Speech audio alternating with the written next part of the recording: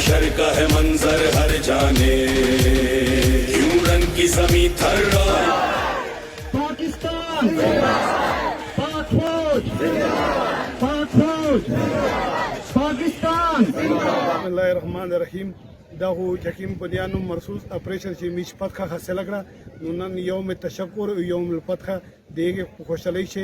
میج انتظامیه نو دا کول قبایل وی مشرون وی علما وی او د عملیات سمره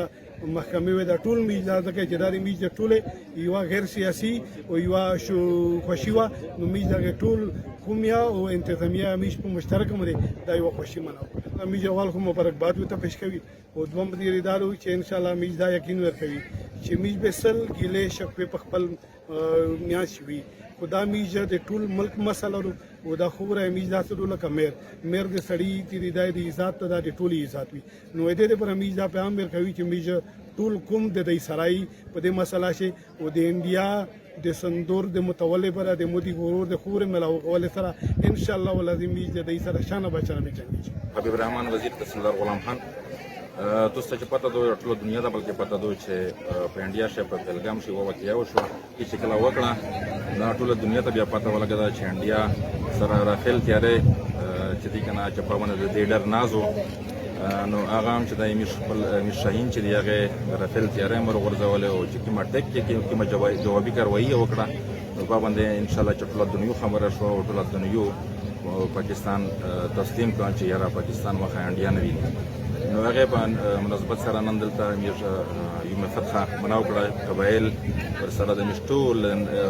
نړۍ نه چې څومره خلکو ورغلای وډره په خوشي سره ډېر په جذبات سره دا پروګرام مناو کړه او ان شاء الله قبایل او د خلک چې د همیشه د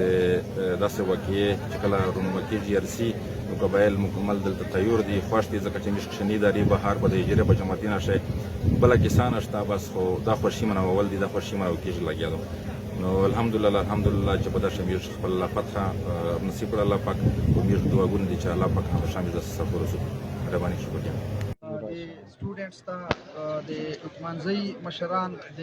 لا انفورسمنت ایجنسی چې څومره کسان دي او د میډیا کسان چې څومره راغلي دي زه دوی ټولو ته ویلکم وایم او شکریه ادا کوم چې دومره غټ تعداد کې دومره راغلي دي او نن جشن فتح په مناو کولو شی دوی مو سره شرکت کړی ده زه به تاسو ته یوه خبرې وکړم چې پاکستان د ریاست پاکستان سره مونږ هم سره کور کې خپل کې ورور زوی خپل کې مسلې راځي خدای یو خبر زین ته واچو خپل اولاد خپل نسل زین ته واچو چې پاکستان چې هر څنګه ده زه د انتهایی ځمېداري سره درته یم چې پاکستان هر څنګه ده خو میش پیر ده میش فیملی ده میش وطن ده هغه خلکو نه پته و په یو میډ د پاره چې چا وطن نشته څوک بې وطنه دي څوک مهاجر دي هغه ته پته هغه نه تاسو وکړي چې د ملک مینه صحیح د ملک اهمیت صحیح نن خو تاسو همیش لګیو د اغیار د پاکستان او د اسلام دشمنانو په خبرو باندې خپل ملک خپل وطن پسې خبرې کوو خپل ملک خپل وطن پسې سازشونه کوي نور داسې میډیا باندې هر ځای کوو خدا کله تاسو سوچ وکړئ چې خدای دې نه وکړي شپې تاسو ځان سره سوچ وکړئ چې پاکستان نه